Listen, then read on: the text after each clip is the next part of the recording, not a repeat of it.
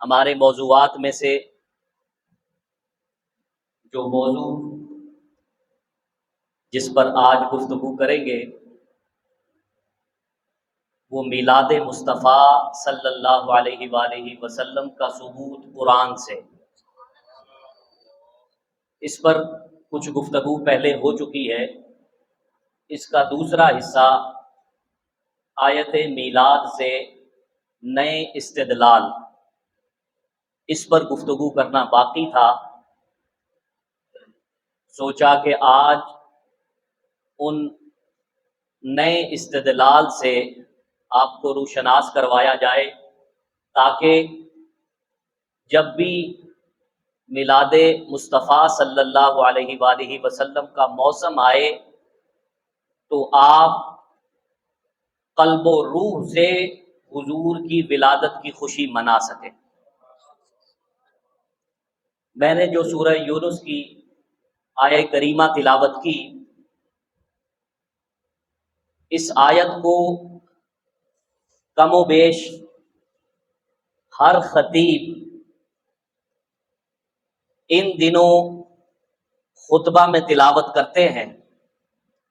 اس کی وجہ اسی آیت کے اندر موجود ہے۔ کچھ باتیں ایسی ہوں گی جو آپ نے پہلے سے سن رکھی ہوں گی، انہی باتوں میں سے جو نئے نکات ہیں وہ آپ کی خدمت میں عرض کرنے ہیں۔ اللہ رب العزت نے اس آیہ مبارکہ کا آغاز لفظ قل سے فرمایا۔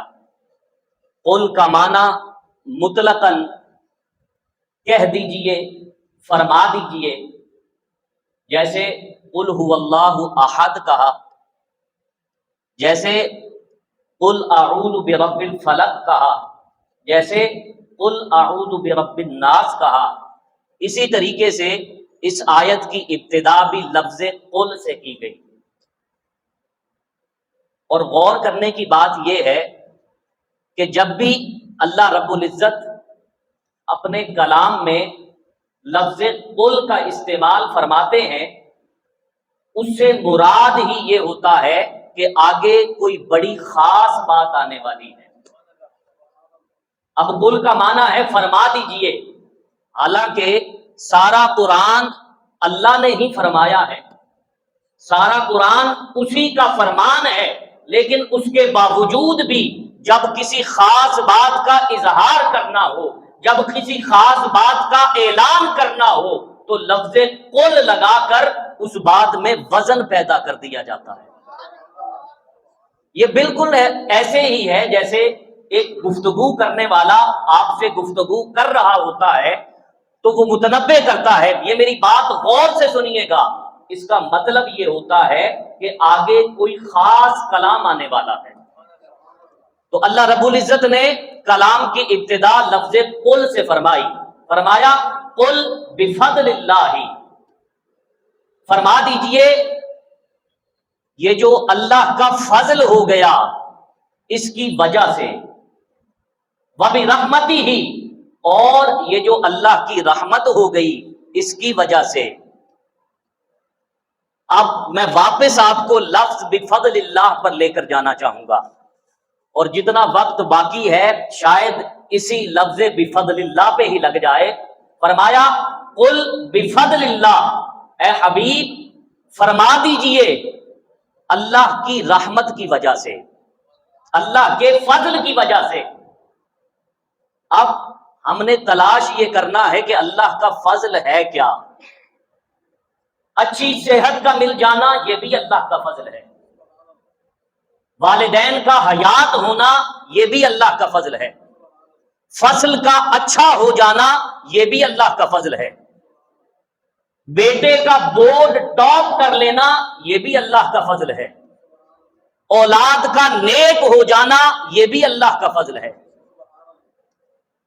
عرض کی یا اللہ تو نے ہمیں حکم دیا ہے کہ اللہ کے فضل کی وجہ سے جب اللہ کا تم پر فضل ہو جائے تو خوشیاں منایا کرو۔ یا اللہ تیرے فضل تو اتنے ہیں کہ ہم ان کے احسانوں تلے دبے ہوئے ہیں، تیرے کس کس فضل پر خوشی منائے؟ تو جواب ملا کہ سب فضل میرے ہی ہیں، اس میں شک نہیں، لیکن فضل کی دنیا میں ایک فضل ایسا بھی ہے جو سب سے بڑا فضل ہے، اس فضل کے آنے پر خوشی منا لو، چھوٹے فضل سارے اسی کے اندر آ جائیں گے۔ اب کسی نے کہا کہ اللہ کا سب سے بڑا فضل یہ ہے کہ والدین حیات ہوں اور روح بصحت ہوں، یہ اللہ کا بہت بڑا فضل ہے۔ کسی نے کہا کہ اولاد کا نیک ہو جانا، یہ سب سے بڑا اللہ کا فضل ہے۔ میں نے کہا کہ جوانی میں حج کرنا، یہ اللہ کا سب سے بڑا فضل ہے۔ آپ نے اختلاف کیا، آپ اختلاف کر سکتے ہیں، آپ نے کہا نہیں، اولاد کا دین پر چلنا یہ اللہ کا سب سے بڑا فضل ہے۔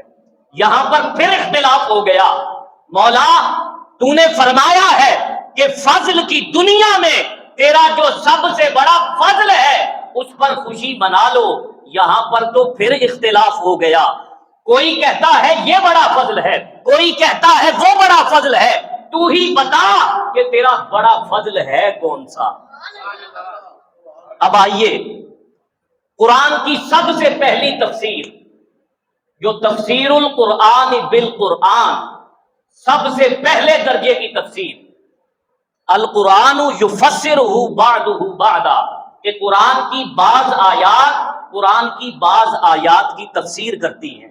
سورہ احزاب پڑھیے، یا ایھا النبی، حضور کی شان بیان کرنی شروع کی، یا ایھا النبی انا ارسلناک شاہدا ومبشرا ونذیرا وداعیا الی اللہ باذنہ وسراجا منیرا۔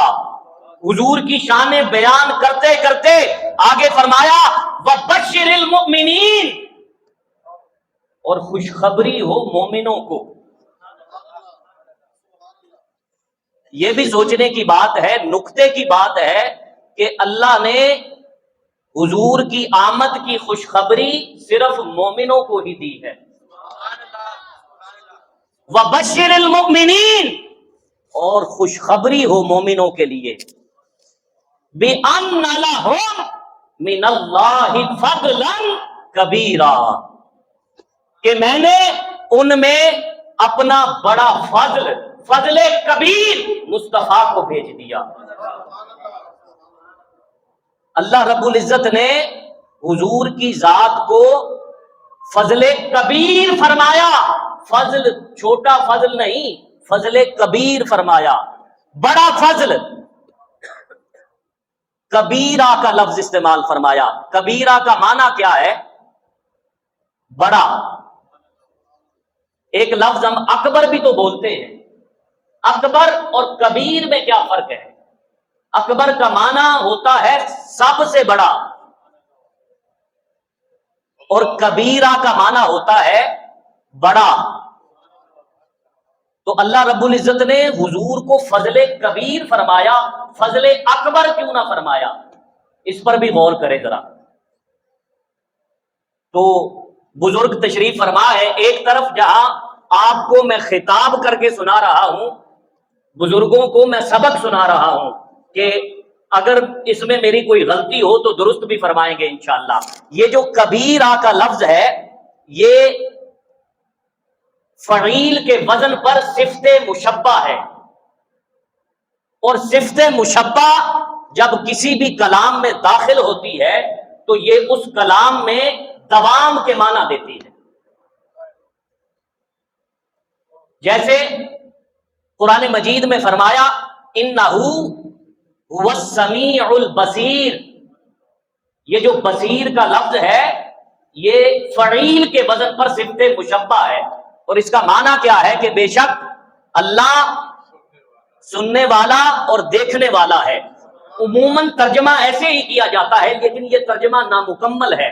اس کا اصل ترجمہ یہ بنتا ہے انہو هو السمیع البصیر، کہ اللہ ہمیشہ سننے والا اور ہمیشہ دیکھنے والا ہے۔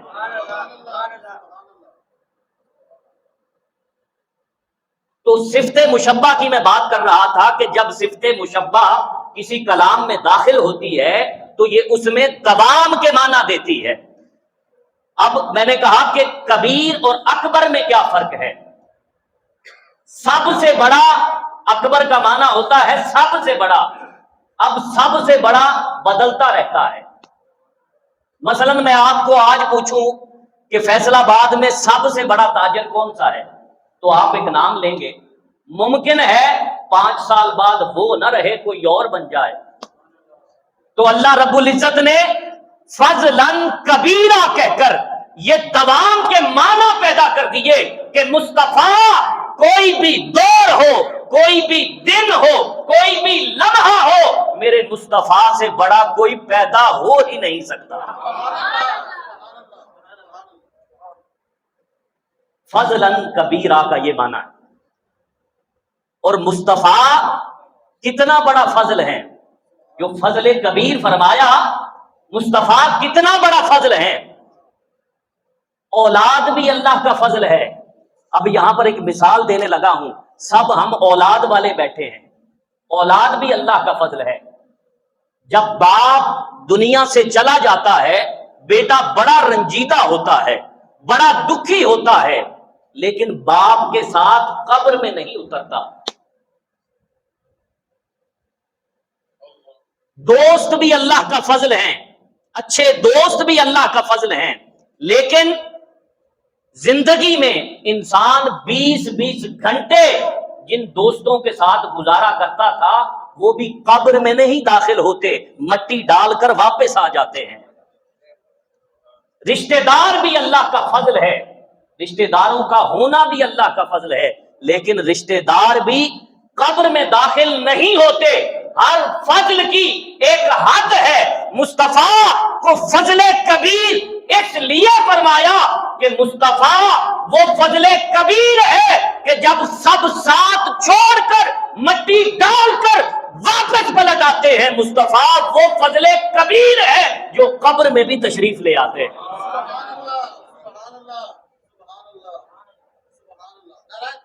اللہ یا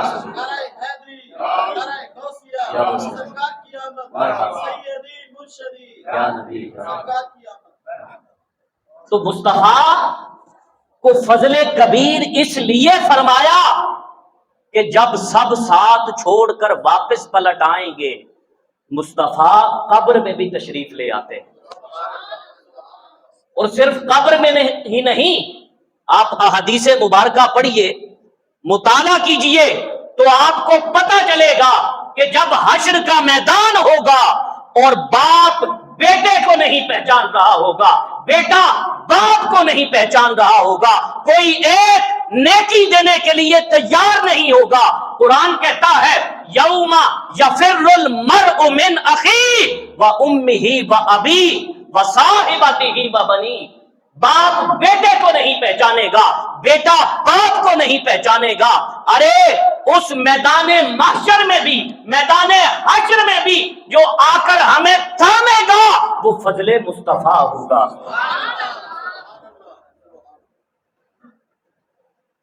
تو مصطفیٰ کو فضل کبیر کیوں فرمایا؟ کہ جب یہ فضل آ گیا تو پھر یہ آنے کے بعد نہ کبھی ختم ہوتا ہے اور نہ ہی کبھی ساتھ چھوڑتا ہے. مصطفیٰ اس لیے فضل کبیر ہے کہ نہ یہ فضل ختم ہوگا نہ یہ ساتھ چھوڑے گا. اور میرا دل کر رہا ہے کہ میں آپ کو فضل کبیر اس کو ناپنا تو مشکل ہے، لیکن قرآن سے ہی ایک مثال دے دیتا ہوں کہ یہ جو فضل کبیر ہے اس کی طاقت کا اندازہ تو کوئی کر نہیں سکتا. صرف فضل کا جو لفظ ہے قرآن میں بیان کیا اس کی طاقت دکھانا چاہتا ہوں. آپ سورۃ النمل پڑھیے. جب واقعہ آپ نے سن رکھا ہے، واقعہ سنانا مقصود نہیں، صرف اس میں سے وہ نقطہ بیان کرنا چاہتا ہوں کہ جب حضرت سلیمان علیہ السلام نے ملکہ بلقیس کے تخت کو منگوانے کے لیے اپنی مجلس میں بیٹھے لوگوں سے مکالمہ کیا اور کہا کہ کون ہے جو ملکہ بلقیس کے اس تخت کو اس کے آنے سے پہلے یہاں پر لا دے. آپ اس تخت کی تفصیل پڑھیے تفاسیر کی کتابوں میں کہ وہ کتنے 100 گز لمبا اور کتنے 100 گز چوڑا تھا، اور جب وہ ملکہ بلقیس وہاں سے چلی تھی اس نے کتنی زنجیروں، کتنے تالوں، کتنے کمروں میں اندر چھپا کر اس کو رکھا تھا، اور اس کا وزن کتنا تھا کہ اس کو اٹھانے کے لیے ہزاروں مزدوروں کی ضرورت پڑتی تھی۔ لیکن حضرت سلیمان علیہ السلام نے اپنے مجلس میں بیٹھے لوگوں سے کہا کہ کون ہے جو اس کے آنے سے پہلے اس کا تخت یہاں پر پہنچا دے۔ اگر یہ ناممکن ہوتا تو نبی کبھی بھی اس کا سوال نہ کرتا۔ پھر مجلس میں بیٹھا ایک جن اٹھا اور اس نے کہا، آیت کیسے ہے قرآن پاک کی؟ قال عفریت من الجن، جن اٹھا، اس نے کہا کہ یہ کام میں کر دیتا ہوں۔ آپ نے پوچھا کتنی دیر میں لے آؤ گے؟ اس نے کہا کہ آپ کی مجلس برخاست ہونے سے پہلے پہلے وہ تخت یہاں پر ہوگا۔ ابھی میں نے صرف اس کا حجم آپ کو بتایا ہے، وہاں سے اس کا سفر نہیں بتایا کہ کتنے سالوں کا سفر ہے۔ اگر آپ پیدل چل کے جائیں یا سواری پر جائیں، سالوں کے سفر پر محیط وہ جگہ ہے جہاں سے وہ تخت لے کر آنا ہے۔ تو جن نے کہا کہ میں مجلس برخاست ہونے سے پہلے لا دوں گا۔ حضرت سلیمان علیہ السلام نے فرمایا نہیں، یہ دیر ہے، مجھے اس سے بھی پہلے چاہیے۔ پھر قال الذی عندہ علم من الکتاب، ان میں سے پھر امتیوں میں سے ایک شخص اٹھا جس کا نام مفسرین نے آصف بن برخیہ بتایا۔ اس نے کہا کہ یہ کام میں کر دیتا ہوں، لیکن اس سے پہلے جن نے کہا کہ میں یہ لا دیتا ہوں، انی لقوی امین، کہ میں اس پر قدرت رکھتا ہوں، میرے اندر طاقت ہے، میرے اندر قوت ہے۔ اس نے اپنی بڑائی بیان کی۔ ممکن ہے حضرت سلیمان اسی کو یہ ڈیوٹی دے دیتے، لیکن جب اس نے بڑائی بیان کی نا تو کہا کہ نہیں چاہیے، اس سے بھی پہلے چاہیے۔ تو اب آصف بن برخیہ نے کہا کہ حضور یہ کام میں کر دیتا ہوں۔ کہا کتنی دیر میں؟ کہا آپ کے آنکھ جھپکنے سے بھی پہلے۔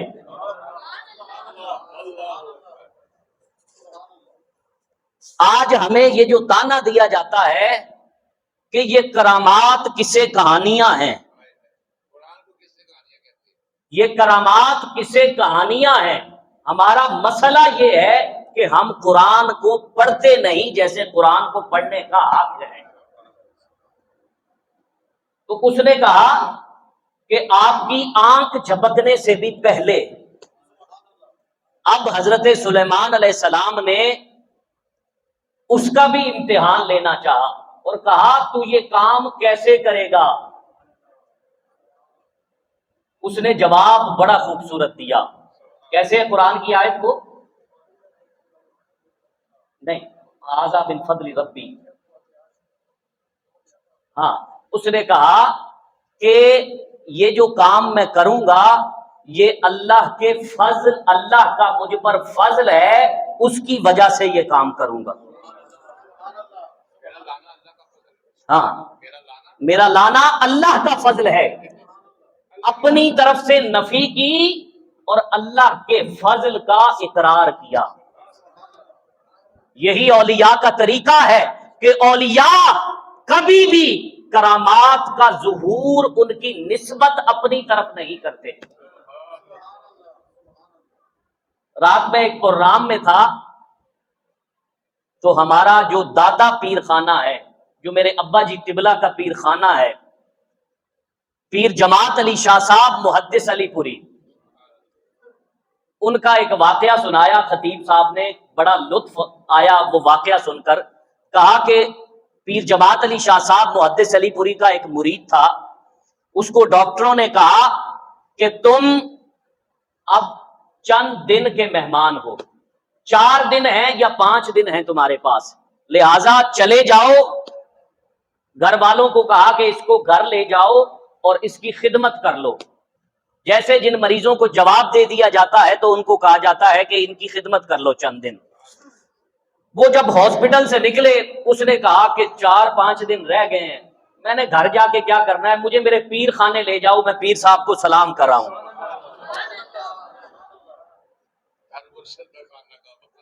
اس نے کہا کہ میں اپنے مرشد کا دیدار کرنا چاہتا ہوں، آخری سلام کرنا چاہتا ہوں۔ مرشد کی بارگاہ میں لے جایا گیا، پیر جماعت علی شاہ صاحب محدث علی پوری نے پانی منگوایا، کچھ نہیں کہا، اسے دم نہیں کیا، دعا بھی نہیں دی، پانی منگوایا، پانی پی کر اپنا بچا ہوا پانی اسے کہا کہ پی لے۔ جب اس نے وہ پانی پی لیا تو کہا اب گھر چلا جا۔ وہ گھر چلا گیا، گھر جا کر آج کا دن اور کل کا دن اور پرسوں کا دن اور 10 دن 15 دن گزر گئے۔ اس نے کہا کہ 5 دن کا وقت تھا، میں تو 10 دن زیادہ جی چکا ہوں۔